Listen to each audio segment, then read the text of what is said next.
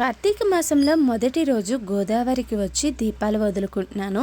కార్తీక మాసంలో ఏదైనా నదికి వెళ్ళి దీపాలు వదులుకుంటే చాలా మంచిది. మేమైతే కార్తీక మాసంలో ఫస్ట్ రోజు చివరి రోజు గోదావరికి వచ్చి దీపాలు వదులుకుంటాము. మా వారు నేను కలిసి 3 గంటలకి గోదావరికి వచ్చాము. ఆ టైంకి ఫుల్ జనం వచ్చేసారు. ఇంకా ఫుల్ అయిపోతారు, ఇంకా లేట్ అయిపోయింది. అందుకనే త్వరగా వచ్చేసి పూజ చేసుకుంటున్నాము.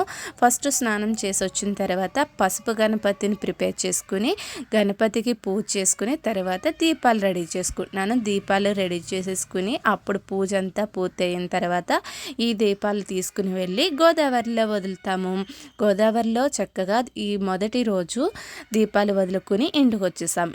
ఇంటికి వచ్చిన తర్వాత తులసమ్మ దగ్గర దేవుడి దగ్గర దీపం పెట్టుకుని పూజ చేసేసుకున్నాను. తెల్లవారుజామున కార్తీక మాసంలో గోదావరి దగ్గర ఇంటి దగ్గర మా పూజ అయితే చాలా బాగా జరిగింది.